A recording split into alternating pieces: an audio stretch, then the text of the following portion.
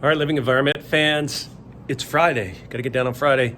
And today we're going to work with microscopes. All classes are going to start Microscope Lab 1 today in class after this Bellringer. My lab period will probably get most of it done, and my other periods will finish on Monday. That's beauty, eh?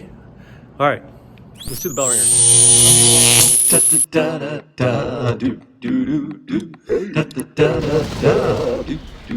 All right. Hey now. Mr. Kovacs class. It's Mr. Kovacs class. You might learn a ton. It's Mr. Kovacs class. He's interested too. It's Mr. Kovacs class. And he's super cool. It's Mr. Kovacs class.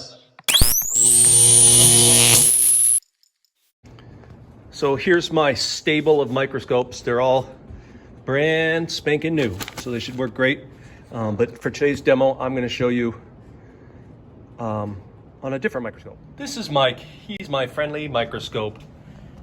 Hi, Mike. Hey, everybody. What's going on? Yeah, I'm Mike. And just like all of our other microscope friends, he's got an eyepiece, but I put a camera on his eyepiece.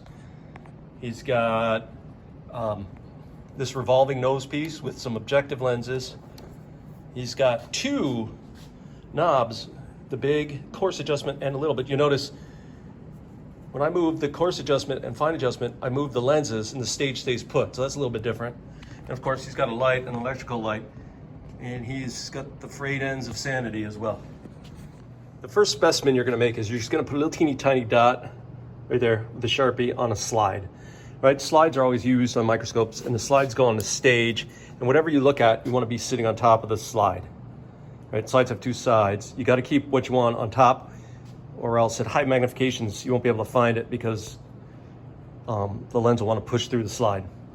All right, and then of course, today in the lab, you're going to be making a couple of specimens, looking at a couple of fixed things, but the first one, when you first introduce yourself back to the lab, you're going to look at a dot. And so remember, right, there's the microscope. You've got to put it on the slide on the stage and put it so that the specimen is over to the hole in the stage. You always want to start in this 4 lens, the stubby lens. And here's another trick. Always start with the lens as close as you can to the slide. All right. If you find that you go for a while and you're really far away, you missed it. All right. And then once you get the lens as close as you can to the slide, then look through the eyepiece. I'm gonna let the camera do that.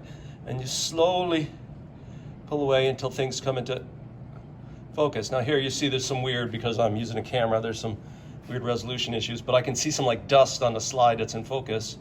And then I take my thumb and I move the slide around until I see the black spot that I made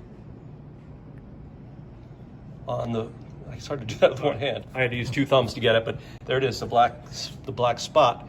Right? And I can use the coarse adjustment to hopefully get into a little better focus. If I use the fine adjustment, it doesn't really do too much. Oh, that's pretty good, actually. Actually, it does really nice. And that's a picture of an ink blob from a Sharpie at 40 times.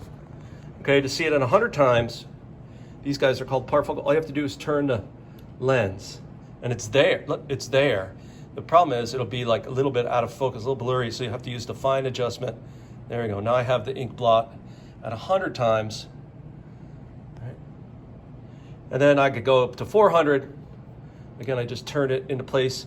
And again, I'm gonna see much less of the ink blot, but use that fine adjustment, and there it is, the ink blot at 400 times. All right, so I think today, if you do the lab today, you're going to use a slide, you're going to put a dot on it, you're going to cut a letter E out of a newspaper, you can look at a couple of other things, and then you'll be done for the day.